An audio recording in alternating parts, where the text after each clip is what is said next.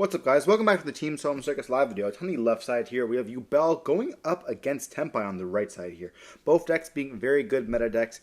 Going to be able to be kind of beat Snake Eyes, dependable on their hands. You know, Yubel being an amazing deck going first, which is going to be going first. We're going to be seeing the copy of Yubel as well as a Samsara Lotus being put back from the hand to activate or to place the Phantom of Yubel on the field. Then we're going to start off with a gate. So we're going to be able to do this so we can play through Duel and Lockbird and play through some hand traps. Being able to search for that copy of Dark Beckoning Beast. Activating the effect of on our normal, being able to search for a copy of the Chaos. We are playing one and one of these so that we, brick a little bit less. We're going up into a copy of Moon. Moon can then go up into a Requiem. Then Requiem will be able to activate its effects, tripping us up for cost. And if you guys are interested in this deck, we are going to be playing or showing off the deck tomorrow at, I believe it's 4 o'clock my time. We're going to go out into the copy of Engraver here. And so we do have ways to get another body onto the field with the field spell alongside the copy of the monster in the graveyard. But we also have a Nightmare Throne going to be able to destroy the Spirit of Yubel from the deck here to summon out a copy of the Yubel. Then we're going to link away up into a sequence. It's going to be the Yubel here is going to be the second target for that sequence there because it is a link 2. And we can activate the effect of the sequence to summon out the copy of Desiree. We don't tend to go into this a lot. It is the flex spot in the extra deck, but we're going to be making it in the Tenpai matchup. It's really good against a field spell, so that's why we're making it. We're then going to be seeing the effect here of the gates, being able to bring out the copy of Spirit by discarding the copy of the Crossout. At this point, we already have a lot going on here, so we don't really need to. If we do get hit with a monster negate, we can, or with a monster here, we can go Phantom of Yubel, which also tributes itself for cost. They have to have like an Imperm and a copy of Nibiru or something like that, going to be able to vary impact them. But Night of Pain is going to be placed onto the field, and then it's going to be able to destroy the copy of the Spirit to be able to search for a, I believe it was the Squirmer here. Spirit's going to summon with the copy of the Yubel here, and then we're going to be linking them away for that copy of the Yama. Yama will be able to search. We're going to summon with the copy of the Squirmer, and then we'll be linking the Yama and the Squirmer away for a copy of Rage. We're going to see the Squirmer banish itself, summon with the copy of the Spirits here. And then we're going to be able to bring out Spirits as well as chain with Yama to bring out the copy of the Yubel. This is going to let us overlay into a copy of the XYZ to give us another monster negate. And then Desiree's, or we're going to see the copy of Sequence here going to be able to equip itself to Desiree so it has that negate. And so we're going to pass turn on this, and we do see a copy of Raigeki here. Honestly, this player is a menace with Raigeki. They're going to chain the copy of Desiree, but they do have a Forbidden Drop of sending a monster as well as the Raigeki here to be able to negate the Desiree, as well as, I believe it was just the doesn't really matter. The whole board's going to get destroyed. We're not going to be able to chain the effect of the Varudas because of the fact that it was a monster being sent. And then we're going to be seeing the effect here of, I believe it was just the field spell bringing out the copy of Yubel, which is still really good against the Tenpai deck. Going to be able to essentially make them take the damage with Nightmare Pain, which can be quite nice. But they are getting rid of the copy of the Phantom, the XYZ, as well as Desiree there. Quite nice getting rid of their entire board and having a Prosperity to be able to dig here. So we see them dig for, and they have Pydra, Chandra, and a copy of the spell here. Quite nice. And we also have the Genroku in the hand, which actually, all these cards are a reference of Mahjong, the game, or Mahjong, however it's spelled, which I think is really cool, the lore of it. Genroku being like a cheating move, because it very much is cheating, being able to summon itself from the hand. Kind of crazy there. But we do add the copy of Chandra, and then Chandra can summon itself out, because we do control a copy of Genroku when we normal summon it. We're then going to activate the effect of attacking into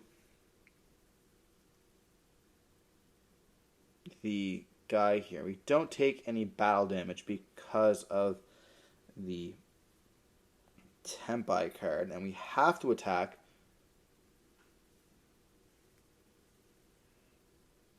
Oh, we're explaining that it becomes effect damage.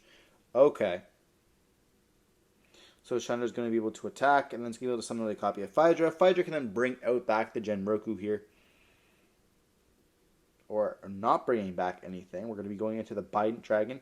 Then Biden will be able to bring out back the copy of the Pydra. And we have to attack here, so we are forced into that. We're going to go up into a copy of Super Transoral, and then we're going to be popping the spell here, Nightmare Pain. Then we can go into a copy of Trident. This is going to allow them to destroy the Yubel, and they have triple attacks here, so they will be able to triple attack into it, which will be, unfortunately, enough damage. But they had Spirit of Yubel in the hand, so maybe they kind of held that for a little bit too long. They should have kept it onto the field, on their hand, before they made the 10, so they wouldn't be able to activate any effects in the battle.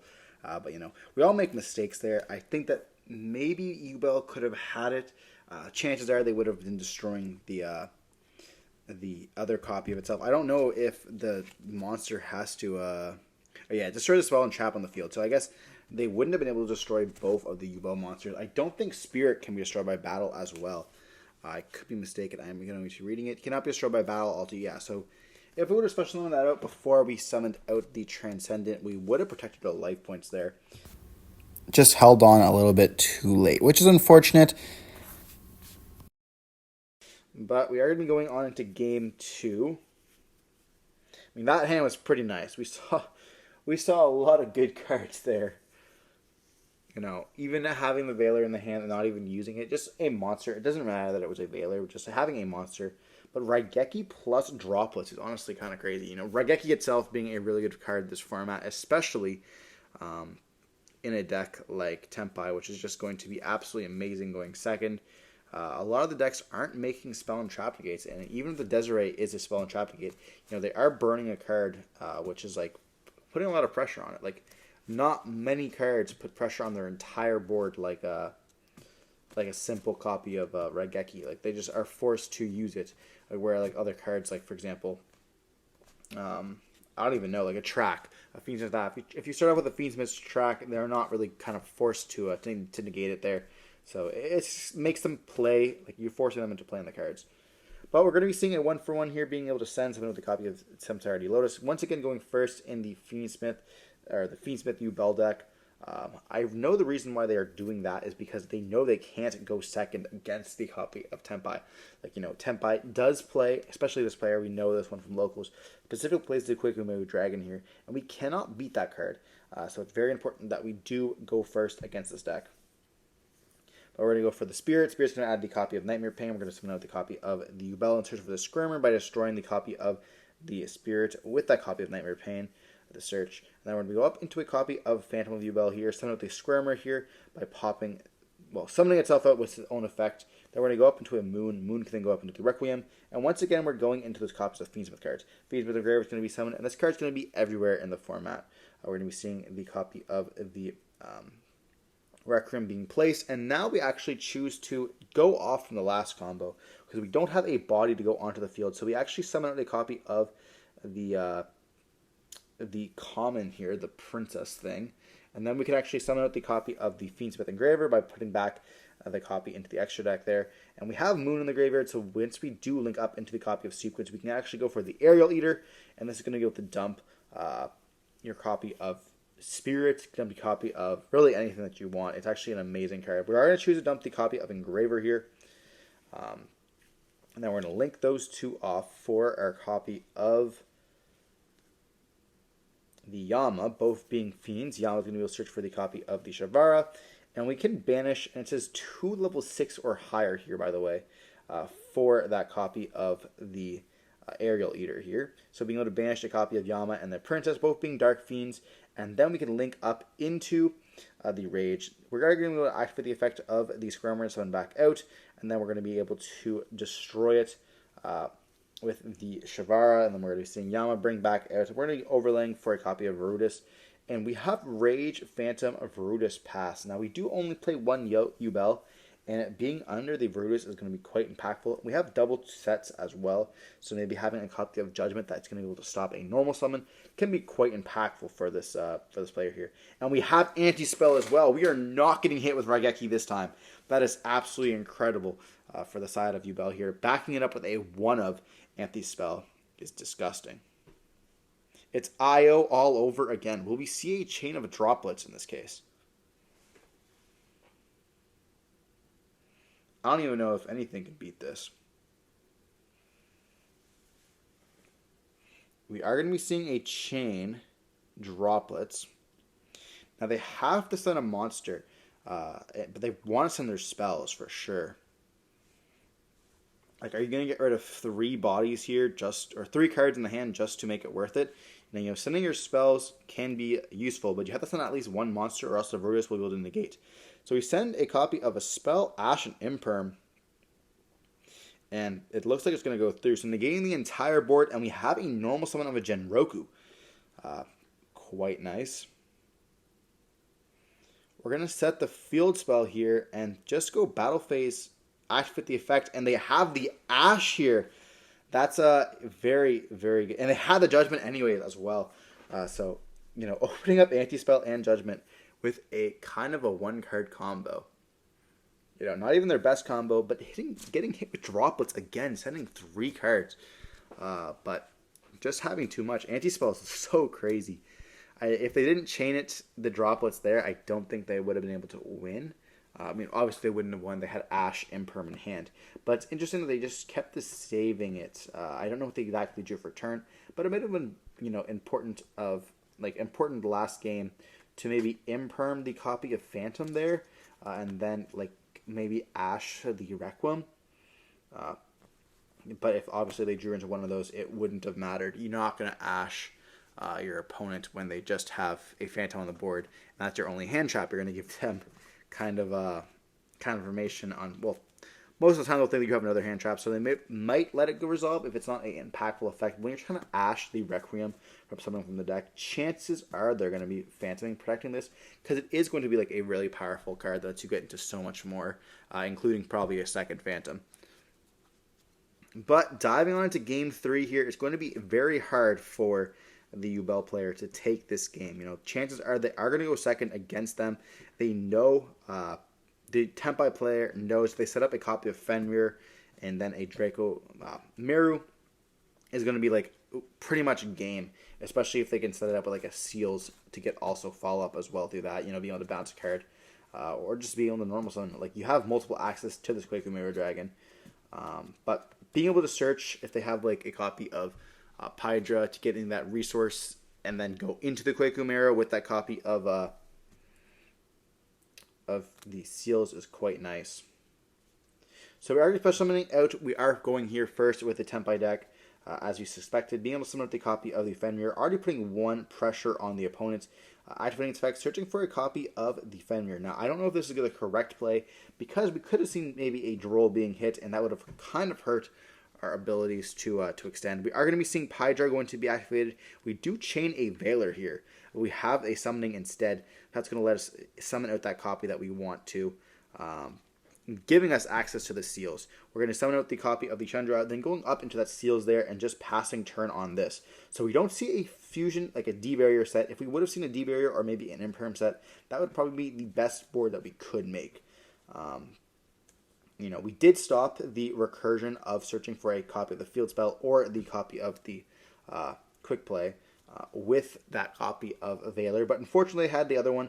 But in this case, it's still not going to matter, because we can always go for the Seals, bouncing back that field spell that they did search to summon up the copy of Draco Mirror. But we have the Dark Ruler no more here. That is insane.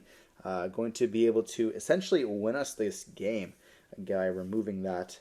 And we see a Fiendsmith track being activated as well. And now, fun fact about this is he does play 3 copies of Fiendsmith track. Now, if you want to know why, stay tuned tomorrow for the deck profile, because he will be explaining to us why he plays the ratios that he does play, as well as show off the 1-card Fiendsmith track combo for the Yubel engine. So we're going to go up into the copy of Lurie. Lurie's going to be able to link away for the Requiem. We're going to activate the Requiem effect, and we do Ash that. But we still have a play that we can go through. We're going to 1-for-1 discard the copy of the Engraver here, going for the Samsara, the Lotus, and then they're going to go Lotus effect, going up into the Spirit of Yubel here, And they kind of just have to beat this board, or, you know, even just leaving the Draco on the field could be quite nice. We're going to go for a Phantom. Oh, Phantom's going to summon... Oh, my bad. We're going to go for the copy of Spirit. Spirit's going to then put the Nightmare... Or the Gate... Or the Pain on the field. Nightmare Pain. Nightmare Pain's going to activate destroying the copy of the Spirit to search for the copy of Scrimmer, which then we're going to be also triggering the effect of Spirit to bring out the copy of Yubel. We can then make those up into a copy of Yama by summoning up the copy of the Skirmer here, because we do control a Fiend. We don't choose to pop the Yubel because we don't need it. Yama's going to be able to trigger searching for the copy of the Shavara. And we can make Phantom if we want to at this point. I don't exactly know the options that we are going to be going for. I don't know the deck too well. We are going to go up into the copy of the Engraver by putting back the Luri to the deck and placing the Requiem onto the copy of the Engraver here. And we could go for the Fusion, or we can activate the effect to destroy. Trying to destroy the copy of the Draco by destroying that copy of Requiem. So choosing to not go for any of the fusions here, but going up into a sequence itself. We're going to be able to activate the effect, putting back the copy of Engraver and the spell, the fusion to go up into the copy of the Aerial Eater.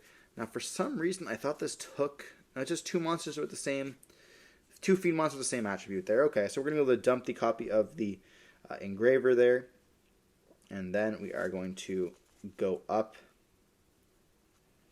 into a Phantom, and we're going to be seeing the Yama because something was destroyed on the field. We're going to be able to see the Yama bring out the copy of the Spirit, and then Spirit obviously bringing out the Yubel here. And so we have a pretty big board. Now, obviously, we can't deal damage this turn, but being able to break this board is going to be quite difficult for them. You know, already having an Ash being used, a Draco Meru, the Pedra, as well as a Chandra, and a copy of the spell. You know, they have two cards in hand, I believe, one of them being a Fenrir. So having now two cards to fight this, and obviously we're going to see the special out of the Fenrir there. But we have a Caesar as well. So we have Caesar, Varudris, as well as a copy of Phantom. Now, obviously, under the Varudris is going to be a copy of Yubel, so it will be difficult for them to maximize the Spirit's effect when it's destroyed by the Phantom. But they're going to go Battle Phase, and then they are forced to attack into the Phantom there.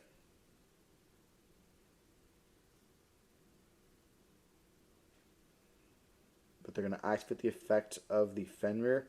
They do negate that with the copy of Varudris. And they're thinking, do they want to destroy?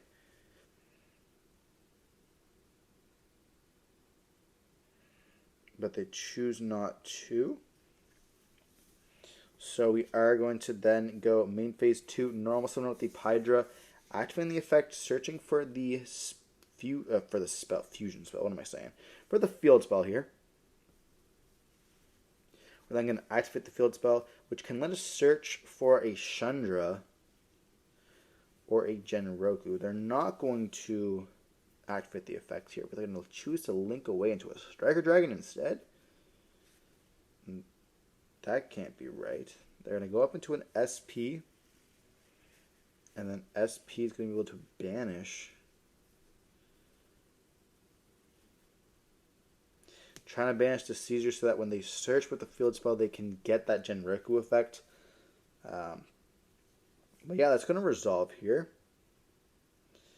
I feel like they're just waiting for the Phantom at this point, because Genroku is going to be able to activate the effect, field spell is going to activate the effect, searching for the Genroku, and then we're going to be discarding the copy of Phaedra. Genroku is going to attempt to activate the effect, and we do chain Phantom to this, and that's going to be able to just turn the effect to destroy the copy of Spirit. We are going to be seeing the SP chain to the Varudris. We're going to then activate the copy of the Spirit, summoning out the copy of the Yubel here, and we're going to be seeing the Varudris as well as the SP return to the field. Now, we are in a really good case because we do have lots of bodies on the field, as well as the ability to make a Phantom at the go. We have a Nightmare Throne as well, which can activate the effect, searching for the copy of Dark Beckoning Beast, which we have not even touched that engine yet, so they're going to be able to just place the gates, and then we're going to search for the copy of the Chaos. Normal summon the Chaos with the Beckoning Beast effect, giving us an additional normal for a 0/0. We can go up into a copy of the Moon here. Moon, go for the Requiem, activating the effect, and they're going to chain the SP on the Varudis, just trying to remove a body on the field, but it's not going to make any difference. They're essentially going to lose at that point because we can make a Desiree here with the sequence that's left onto the field, putting back some cards, and then we're going to link away at one point for that copy of Desiree touching the graveyard, or not Desiree, but the sequence touching the graveyard here, going up into that immediately. But it is quite hard for this deck to somehow find game, which they are mentioning. But they go for the Muckraker. We're going to see Sequence going to be able to put itself onto the Desiree. We're then going to be able to banish the Yubel as well as I don't know who the other target was, but for the Aerial Eater, then we're going to activate the effect, sending the Droll to summon it with a copy of Shavara. And they're just going to go Battle Phase, and they have significantly enough for game here. Going to be able to beat Tenpai, forcing them through their interactions and still going into Game 3 with that well-played Dark Ruler no more, if I do say so myself. Regardless, hope you've been watching the video. Don't forget to like, comment, subscribe to see more content like this. Stay safe. Peace.